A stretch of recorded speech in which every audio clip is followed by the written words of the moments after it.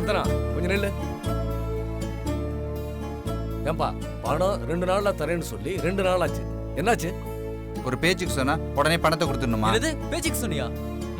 இனிமே எல்லாம் சரிப்பட்டு வராது. உன்னை நான் நம்ப தயாரா இல்ல. இப்பயே பணத்தை எடுத்து போய். அன்னைக்கு என்னமோ பணமே தரலனாலும் பரவாயில்ல, அதை பத்தி நான் கவலைப்பட மாட்டேன்னு சொன்னேன். இப்ப பணத்தை எடுத்து வைக்க சொல்ற? ஓஹோ, இதான் உன் ஒரிஜினல் கேரக்டரா? உன்னை மணிமேகலை தான் கரெக்டா புரிஞ்சு வச்சிருக்கா. இப்ப எதுக்குப்பா வெட்டி பேச்சு? பேசுனபடி பணத்தை செட்டில் பண்ணு. இல்ல இந்த வீட்டுல பங்கு இருக்குன்னு எழுதி கொடு, மீதி பணத்தை நான் செட்டில் பண்றேன்.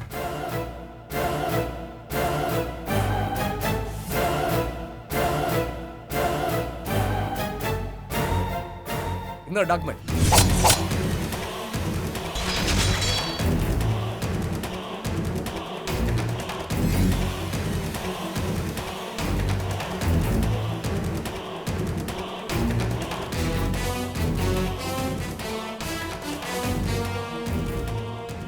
ஓ, அப்ப எல்லாத்தையும் பிளான் பண்ணி தான் பண்ணிருக்கீங்களா?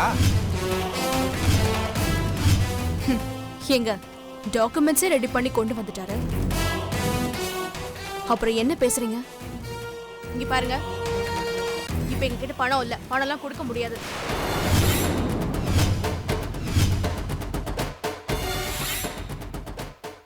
ஏமா, உங்க அப்பாவுக்கு இன்னொரு பொண்ணு இருக்காம, அவ பேர் கூட யாழினியாம.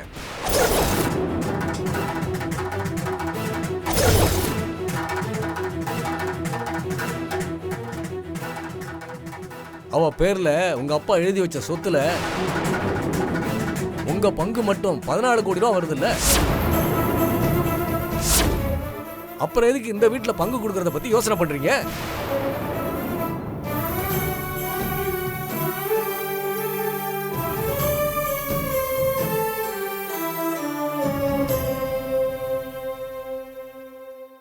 எல்லாத்தையும் ஓட்டு கேட்டுட்டு இருந்தீங்களா? இப்போ இவ்வளவு பிரச்சனை ஆயிப்போச்சு, ஒட்டு கேட்கறதான பிரச்சனை? போற போக்க பார்த்தா இதை விட கேவலமான லெவலுக்கு இறங்குங்க போல இருக்கு. ஒட்டா கேக்குறீங்க? இதெல்லாம் சரிப்பட்டு வராது. நீங்க வீட்டை விட்டு முதல்ல வெளில கிளம்புங்க. சொல்றேன்ல, முதல்ல வீட்டை விட்டு வெளியில போங்க. என்ன அவங்கள பாக்குறீங்க? நீங்க வெளில போங்க முதல்ல. டேய், அவர் என்ன வீட்டை விட்டு வெளியே போனோம்? அவர் என் மாமனார் இங்க தான் இருப்பாரு. உனக்கு எதுவும் தெரியாது. எல்லா பிரச்சனைக்கும் இவர் தான் காரணம். வெளில போங்க முதல்ல. டேய், இந்த பிரச்சனைக்கு இவர் காரணம் கிடையாது. எல்லா பிரச்சனைக்கும் பொண்டாட்டி தான் காரணம். தெரியாம பேசாதடா. வாய் மூடிட்டு சும்மா இரு. வெளில போங்க. வெளில போங்க. எங்க அப்பா மேல கை வச்சீங்க, மரியாதை கெட்டு போய்டும். மலர், உனக்கு ஒண்ணு தெரியாது. வாய் மூடு நீ. கிளம்புங்க முதல்ல. வெளில போங்க மாமா. வெளில போங்க முதல்ல சொல்றேன். டேய், கையறா கையறா கையறா சொல்றேன். டேய், கையறா. டேய், வெளில போங்க. சொல்றேன் படிக்கிறீங்க. எல்லா பிரச்சனைக்கும் இவர் தான் காரணம். சும்மா இருங்க. விடுங்க. ஏன்டா இப்படி அடிச்சிக்கிறீங்க? நீ யாரை பேசாதீங்க. வெளில போங்கன்னு சொல்றேன். அவரை வெளிய போக வச்சா வீடே நாசமா போயிடுடா. வெளில போடா. இவரால தான் எல்லா பிரச்சனையும். பேச நீ பேசாதடா. டேய், அண்ணா, நீங்க சும்மா இருங்க. டேய், நீ ஏன் பேச? நீ பேசாம இரு. எல்ல அடி. டேய், அடி நடத்துறா. பேசாம சொல்றல. என்னடா அடிச்சிட்டு இருக்க? ஏய், இவ்வளவு பிரச்சனை இருக்கு வீட்ல. என்னடா பேசிட்டு இருக்க? சொல்றத கேட்க முடியா? விடுடா. நிறுத்துங்க. என்ன நீங்களா படிச்சவங்க தானே? இப்படி சண்டை போட்டுக்கிறீங்க? என்ன மணிமேகலை இது? ஐயோ தேன்மொழி, 2 பேரும் அடிச்சுக்கிறாங்களே. அண்ணன் தம்பிங்க இப்படி ஆயிட்டாங்களே. ஐயோ கடவுளே, என் குடும்பம் இப்படி ஆயிடுச்சு. ஐயோ ஐயோ அத்தை, அத்தை என்னாச்சு? அத்தை என்னாச்சு? என்னாச்சு? நீ போய் தண்ணி எடுத்துட்டு வா. அம்மா அத்தை, அம்மா இங்க பாருமா. பாருமா. அம்மா அம்மா இங்க பாருமா. அம்மா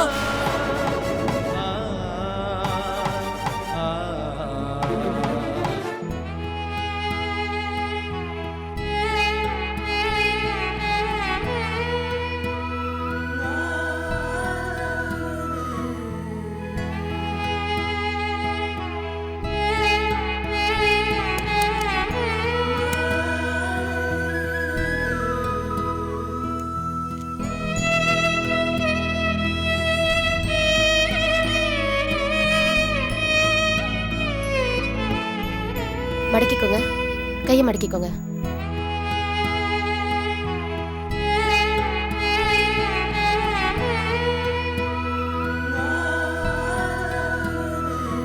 நல்லா மடக்கிக்கோங்க.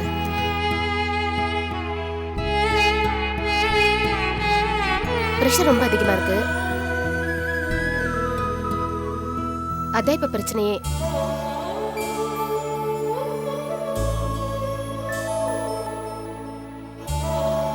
கொஞ்சம் கவனமா பாத்துக்கோங்க.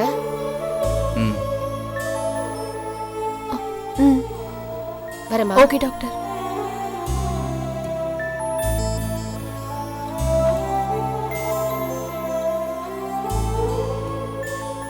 இதுக்கப்புறமாவது நீங்க எல்லாருமே ஒற்றுமையா இருங்க. எப்படிக்கா இருக்க சொல்ற? இங்க நடக்கிறதுல உனக்கு தெரியும்ல.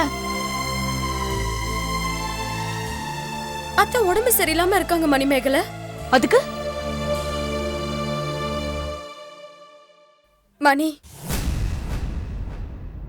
நர்த்தனன், 2 பேரும் வாங்க, உங்ககிட்ட கொஞ்சம் தனியா பேசணும்.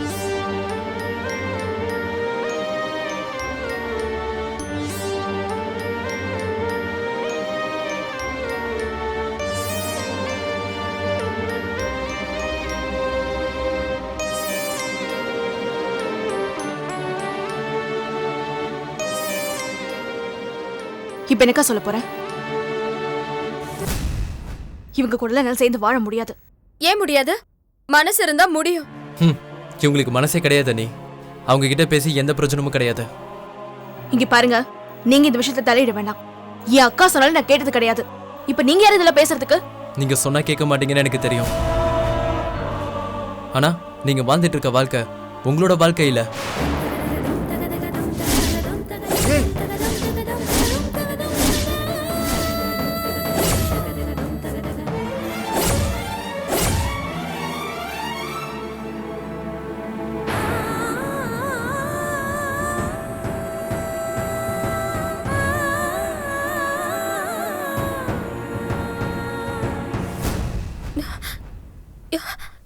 என்ன கோகுல் பேசுறீங்க? அண்ணி நீங்க கொஞ்சம் சும்மா இருங்க. ஏய், இங்க பாருங்க, நர்த்தனை முதல்ல காதலிச்சது தென்மொழி அண்ணியை தான்.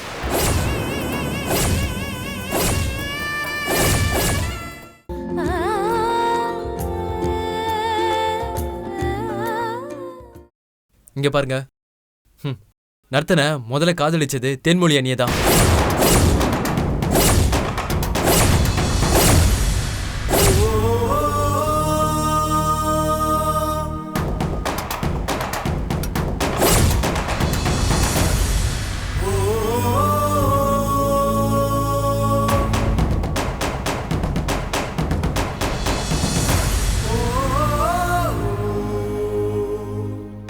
உங்களை பார்த்ததும் மனசு மாறி உங்களை காதலிக்கிறத உங்ககிட்ட சொல்லியிருக்கான்.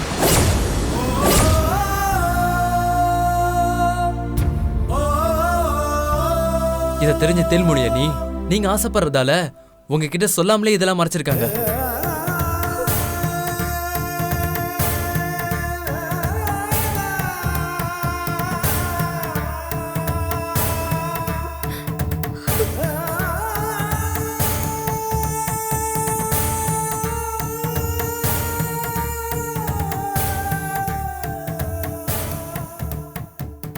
இந்த உண்மையை நான் உங்ககிட்ட சொல்லக்கூடாதுன்னு சொல்லி என்கிட்ட சத்தியம் வாங்கியிருந்தாங்க.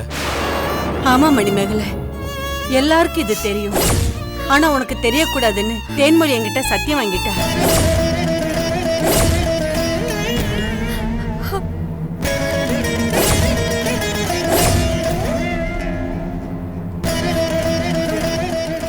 ஆமாமா,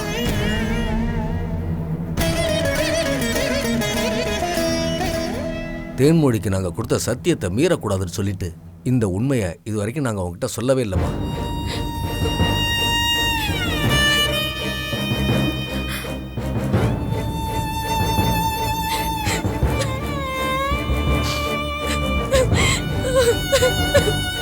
ஆமா மணிமேகலை,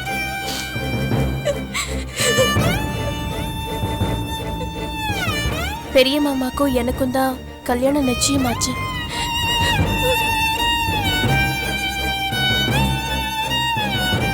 நான் கூட காலேஜ் படிக்கும்போது மனசுல மாமாவை விரும்பிக்கிட்டு தான் இருந்தேன்.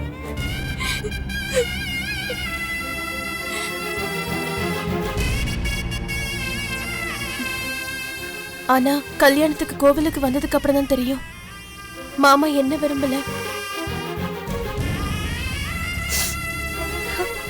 தேன்மொழி அக்கா விரும்புறாருன்னு.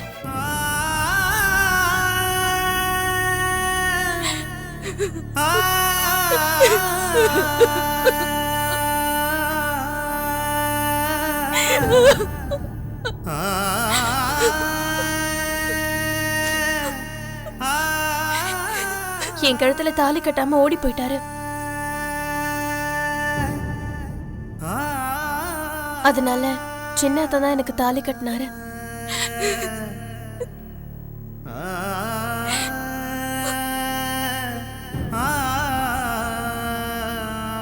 இங்க பாருங்க, நாங்க யாருமே என்னைக்குமே உங்களை எதிரே நினைச்சதில்ல. நீங்க தான் ஆரம்பத்துல இருந்தே எங்களை தப்பாவே நினைச்சிட்டு இருக்கீங்க.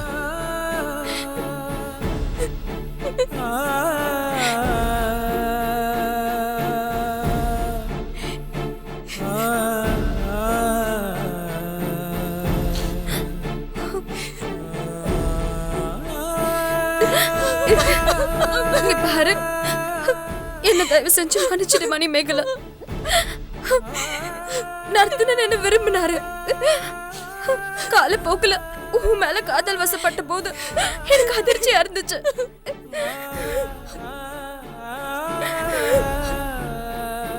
ஆனா நீ நர்த்தனனை விரும்புறத தெரிஞ்சதும் என் மனசு கல்லாக்கிக்கிட்ட. அப்பவே நான் ஒதுக்கிக்கிட்டேன்.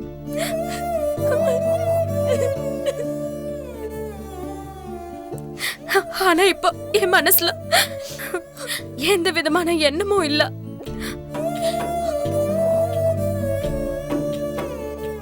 என் தங்கச்சி உன் வாழ்க்கை நல்லா இருக்கணும், அது மட்டும்தான் என் மனசுல இருக்கு.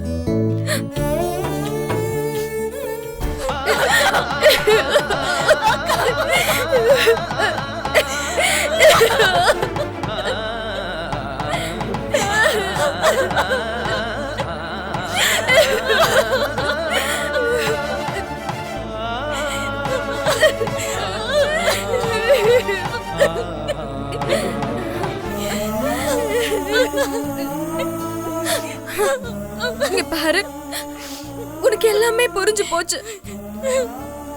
நீ எல்லாரும் கூடயும் சேர்த்து ஒத்துமையா இருக்கணும்.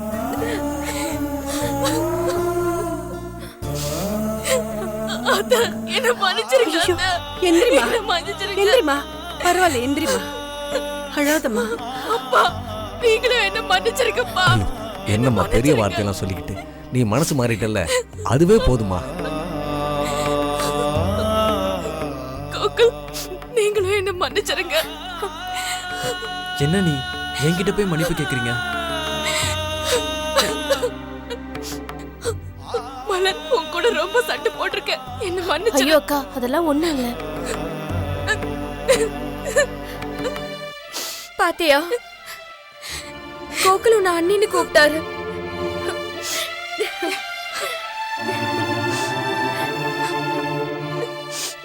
அப்புறம் இன்னொரு முக்கியமான விஷயம். இந்தா, என்னக்கா அது? நம்ம அப்பாவுடைய தாத்தா வீட்டு சொத்து. அந்த இடம் யாழினி பேர்ல இருந்தது இல்லையா? யாழினி அத நமக்கே எழுதி கொடுத்துட்டாங்க.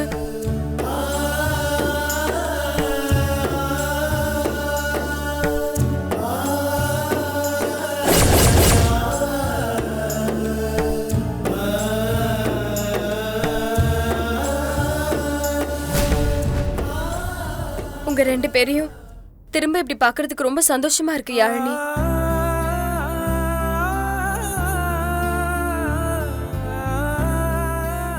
நான் வேண்டின கடவுள் என்னை கைவிடல. எனக்கு உலகமே இவர்தான். இவர் இல்லாம ஒரு வாழ்க்கைய என்னால நினைச்சு கூட பார்க்க முடியாது. கடவுள் காப்பாத்திட்டாரு.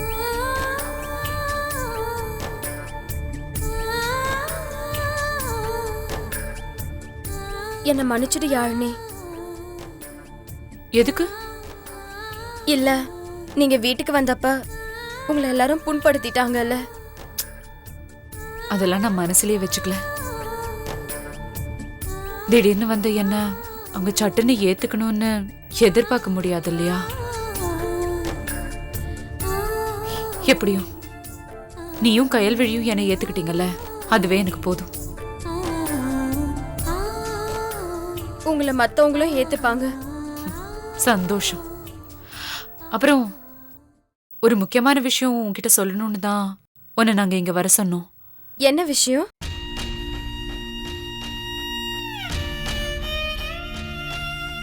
இந்தா. என்னது இது? என் பேர்ல நம்ம அப்பா எழுதின அவரோட தாத்தா வழி சொத்து.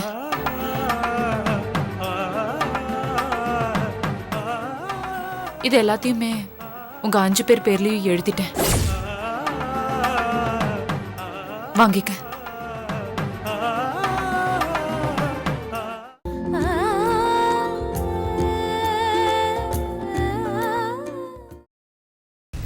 இது எல்லாத்தையுமே உங்க 5 பேர் பேர்லயும் எழுதிட்டேன். வாங்கிக்க.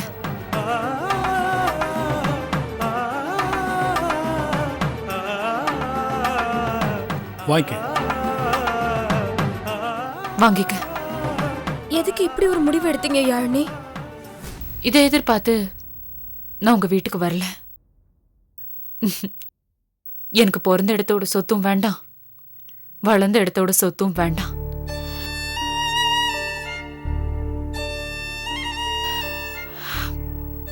இங்க பாரு தென்மொழி, எங்களோட தேவைங்கிறது ரொம்ப ரொம்ப குறைவு. எப்படி இருந்தாலும் கடைசி வரைக்கும் இதே ஊர்ல தான் இருக்க போறோம். வருமானத்துக்கு கொஞ்சம் விவசாயம் நல்லா இருக்கு, அது போதும். ஆனா இன்னைக்கு இருக்கிற சூழ்நிலையில உன்னோட கல்யாணம், கயல்விழியோட படிப்பு, மணிமேகலை, குந்தவை, இவங்க புருஷங்களோட பண தேவை, இப்படி நிறைய இருக்கு. அதுக்கெல்லாம் இது தேவைப்படும்ல. வாங்கிக்க.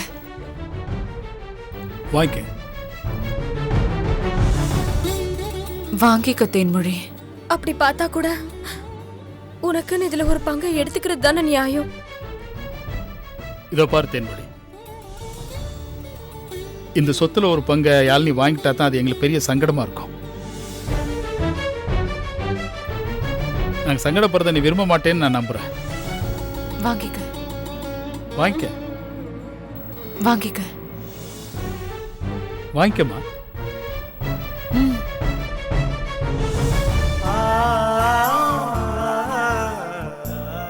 சந்தோஷமா போயிட்டு வா. ஒன்னு மட்டும் மனசுல வச்சுக்க தேன்மொழி, நீ நினைக்கிறதுலயும் நடந்துக்கிறதுலயும் நியாயம் இருக்குங்கிறப்போ உன்னை யாருக்காகவும் எதுக்காகவும் நீ மாத்திக்க வேண்டாம்.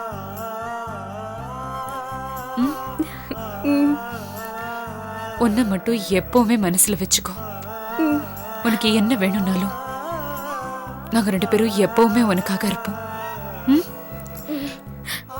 நீ எப்ப வேணாலும் இங்க வரலாம், எங்களை பார்க்கலாம். உனக்கு நாங்க இருக்கோம்.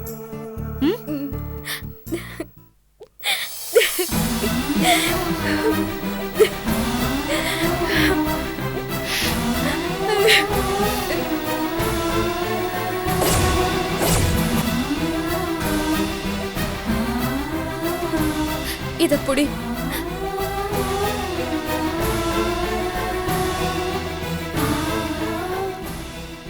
இது கூட எனக்கும் இந்த சொத்துல பங்கு வேண்டாம்னு சொல்லி நான் எழுதி கையெழுத்து போட்ட பத்திரமும் இதுல இருக்கு.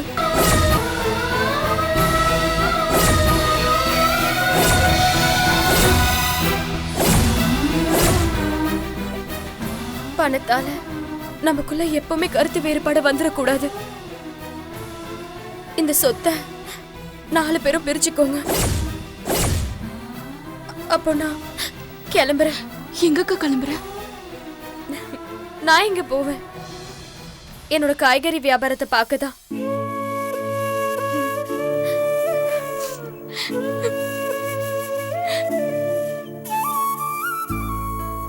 வரேம்மா. வரேன் கோகுல். சரிங்க அண்ணி. வரேன் மலர். மணிமேகலைய நல்லபடியா பாத்துக்கோங்க.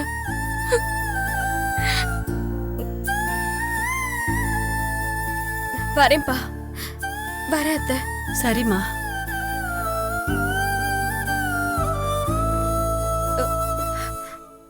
வரேங்க. என் தங்கச்சி பத்திரமா பாத்துக்கோங்க.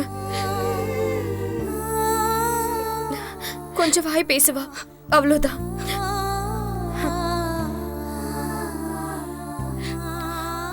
நல்லபடியா பாத்துக்கோங்க அத்தை.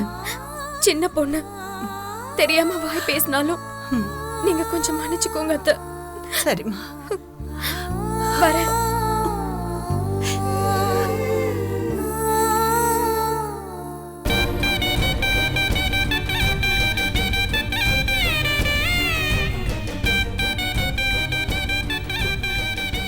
அக்கா,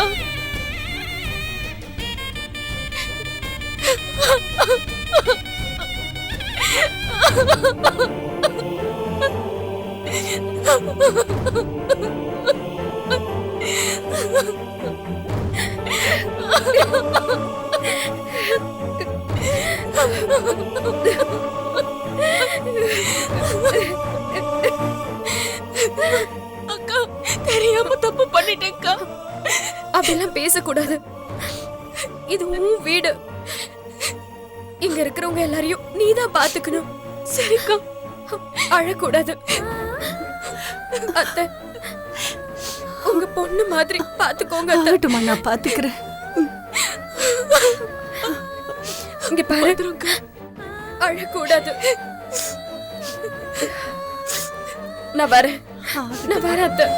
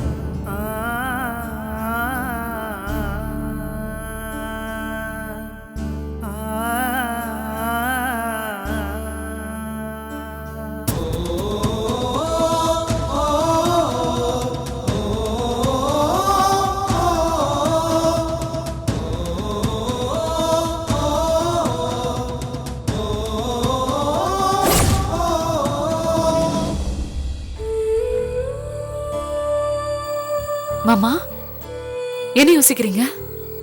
ஒண்ணு இல்ல. என் மேல உங்களுக்கு கோவம் ஒன்றும் இல்லையே? உன் மேல என்ன கோபம்? இல்ல, நான் என் சிஸ்டர்ஸ் கூட போய் இருக்க முடியாதுன்னு சொல்லிட்டேன்ல, அதனால. இதோ பார், உனக்கு ஒரு விஷயத்துல சந்தோஷம்னா அது எனக்கும் சந்தோஷம்தான். உனக்கு ஒரு விஷயத்துல சந்தோஷம் இல்லைன்னா அது மட்டும் எனக்கு எப்படி சந்தோஷத்தை கொடுக்க முடியும்? நீ என்ன முடிவு எடுத்தாலும் அது சரியா தான் இருக்கும். நீங்க இந்த மாதிரி இருக்கிறதுனால தான் நான் ரொம்ப பலவீனமா இருக்கேனோன்னு தோணுது. எல்லாத்துக்கும் என் மாமா இருக்காருன்னு நினைச்சு. நானும் அப்படித்தான் நினைச்சிட்டு இருந்தேன். ஆனா ஒரு சில நாட்களுக்கு முன்னாடி வந்து என்ன ஜெயிலில் பார்த்தப்போ நீ என்கிட்ட பேசினியே, நீங்கள் வரலன்னா நான் அந்த இடத்த விட்டு போக மாட்டேன்னு. அது ஒரு குழந்தைத்தனமான பேச்சா எனக்கு தெரியல. அதில் ஒரு தன்னம்பிக்கையும் முதிர்ச்சியும் தெரிஞ்சது. அப்போ முடிவு பண்ண, இனிமே என்ன பிரச்சனை வந்தாலும் நீ சமாளிச்சுக்குவேன். இருந்தாலும் நம்மளை சுத்தி நிறைய உறவுகள் இருந்தா நல்லா இருக்கும்னு தோணுதா? இப்போ அந்த மேல இருக்கு பாரு நிலவு,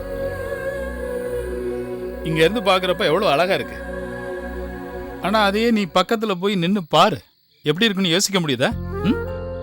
அது மாதிரிதான் சில விஷயங்களானாலும் சரி, உறவுகளானாலும் சரி, தூரமா இருக்கிறதா ரொம்ப நல்லது. அப்படியே தூரத்துல இருந்து பார்த்து ரசிக்க வேண்டியதுதான்.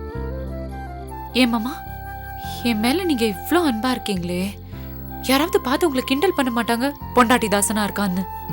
ஒரு சத்தியமான உண்மையை சொல்லட்டா, ஒரு வீட்டுல ஒரு புருஷன் பொண்டாட்டிக்கு அடிமையா இருந்தான்னா அவன் சமூகத்துல பெரிய ஆள் ஆயிடுவான். சும்மா உண்மை, சத்தியமான உண்மை. இந்த பாரு, ஒரு மனைவி மேல கணவன் எந்த விதமான எதிர்பார்ப்பும் போலித்தனம் இல்லாத அன்பு செலுத்தணும்னு தான் நான் நினைப்பேன். இதுல என்ன குறை சொல்ல முடியும்? இதுல ஆணாதிக்க மனோபாவம் எதுக்காக வரணும்? அதனாலதான் சொல்றேன். உண்மைதான். எல்லா புருஷனும் தன்னோட மனைவியை ஒரு தோழியா பார்த்தா பாதி வீட்டுல பிரச்சனை இருக்காது இல்ல? இவளுக்கு எல்லாம் என்ன தெரியும்னு நினைக்கவே கூடாது. அவங்களுக்கு தெரிஞ்சதை வைஃப் கிட்ட ஷேர் பண்ணிக்கணும், வைஃப்க்கு தெரிஞ்சதை ஹஸ்பண்ட் கிட்ட ஷேர் பண்ணிக்கணும். இப்படி இருந்தா எல்லார் வீடுமே நல்லா தான் இருக்கும். இப்படிதான் திடீர்னு ஏதாவது அற்புதமா பேசி அசத்தி போறேன். அதனாலதான் சொல்லுவேன், இந்த உலகத்திலே ரொம்ப அதிர்ஷ்டம் செஞ்சாலும் நான் தான் சொல்லி இப்படி ஒரு மனைவி கிடைக்க.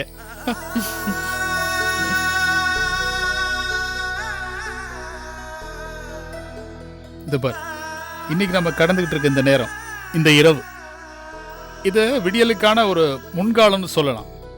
ஒரு சோதனையான காலகட்டம் தான். ஆனா நாளைய விடியல் நிச்சயமா நல்லா இருக்கும். அந்த நம்பிக்கையோட நம்ம காத்துக்கிட்டு இருப்போம்.